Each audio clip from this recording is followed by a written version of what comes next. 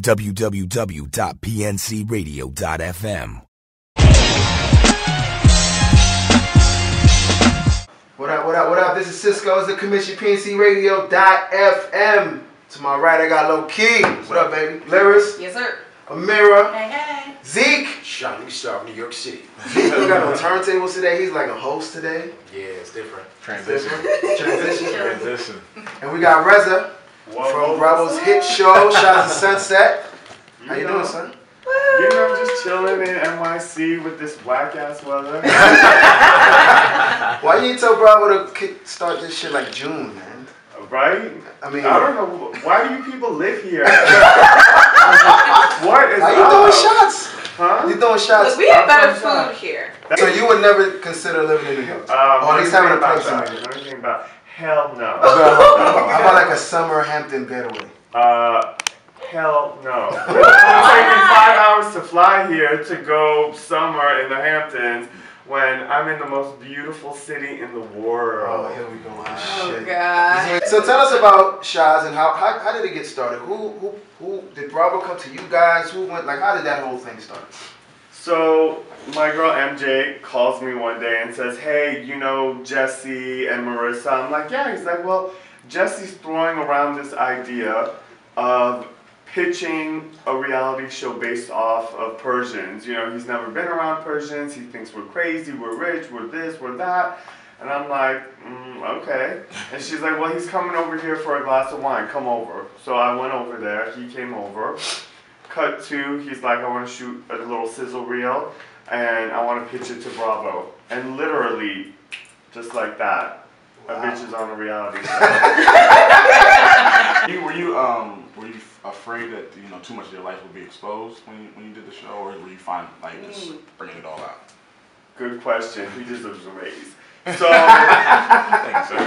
I honestly, I didn't think anything of it. I didn't know if it would go anywhere or not, but I thought, you know what, let me use this platform that I have, and if I have 2 seconds with this platform, I want to talk about homophobia in the Middle Eastern community, and maybe, because I have friends that committed suicide, you know, when I was growing up, and a lot of people were afraid their parents wouldn't accept them and stuff, and some people didn't make it, and I thought if I have these 2 minutes, and I can talk about something and maybe it'll impact someone's life, that will be great. And I will feel like, my work is done. So you were set out with a mission to... Mission. Okay. And when a bitch is on a mission, you can't say like, let's talk about these things here, but we can't talk about this, that, and the other. If you're trying to push an agenda, I gotta just be an open book. I can't be like, well, we can't talk about my personal life, but support the gays, goddammit. So it's a balance, pretty much a balance. Yeah. So, did you have to go through a bunch also because you're not necessarily marrying a Persian man? Is there a lot to do? Is there a lot? I mean, I think at this point, when you're gay, it's like, I'm talking about in your culture, because yeah, definitely. Is that like an even bigger, like, oh, hell no. No, you're gay and you're marrying somebody who's not Persian? I mean, by the time you're gay, you put your parents through enough stuff. Is the Middle Eastern folks still giving you problems for the way you guys represent, the culture and the people, even until now? I love that question as well, and this is how I like to explain it. Back in the day, I used to have a lot of fucks. And I gave a fuck. I would give you a fuck, I'd give him a fuck. I don't give a fuck anymore. And my bag doesn't have any fucks left in it. I have one fuck left. I crumpled that shit, straightened it out, put it in my wallet, and I'm saving it for a rainy day. For the Persian community that doesn't like our show and feels like we're misrepresenting it, they're stupid. There aren't any 6 Persians or Iranians that can represent a population. And this is not a motherfucking National Geographic show. It's a reality show. On Bravo, it's about fun. I've lived in this country for over 30 years. The only representation we've had were terrorists on, in the movies. So it's like people watch the show now and they're like, oh my God, Iranians don't want to blow everything up. They're like us. They're about family, good times, food, culture, alcohol. So it's almost like a normalizing. Just to show that we're just like you. Yeah. Showing diversity on TV. Right. So I'm also Egyptian. So with having the Middle Eastern background, do you feel like you're saying you don't care, you don't have any fucks left to give as far as your social responsibility, but do you feel the need to kind of change the way that everyone sees Middle Easterners?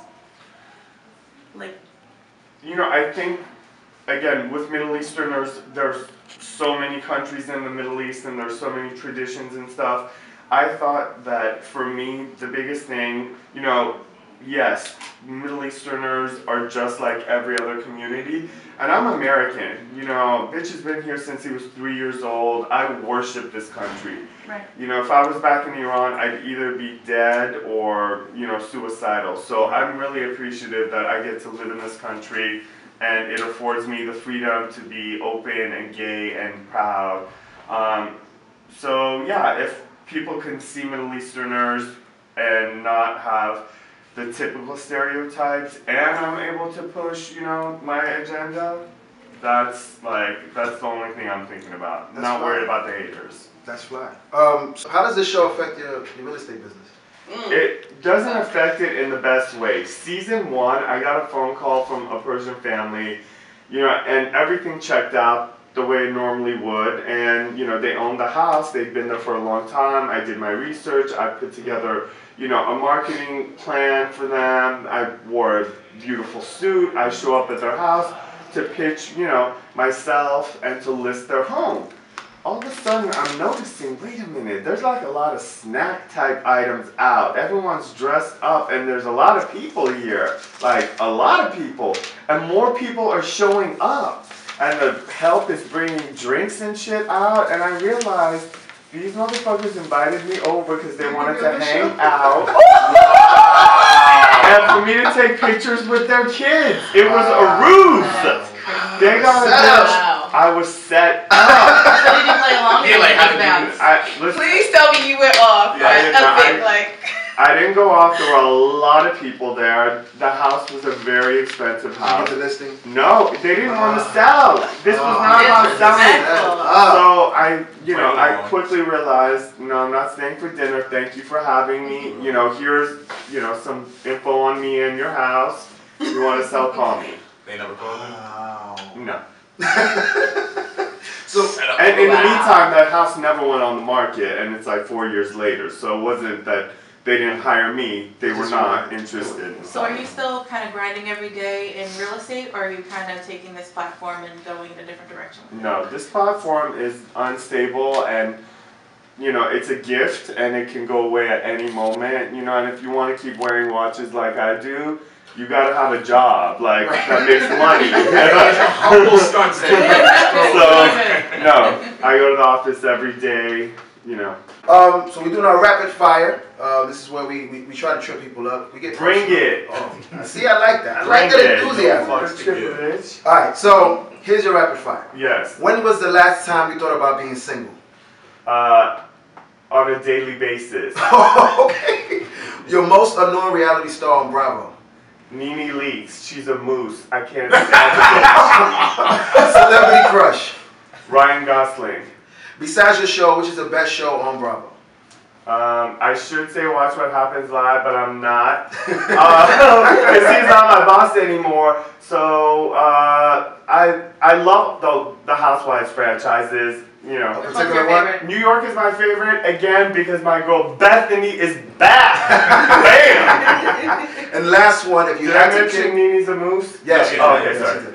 If you had to kick someone off the show, who would it be? Off my show? Yes. Off Shahs. I would have to say Asifa, only because she's the one I'm least connected That's to. a safe one. That's a safe one, Reza. Mike. Thank you. Mike See? and Asifa.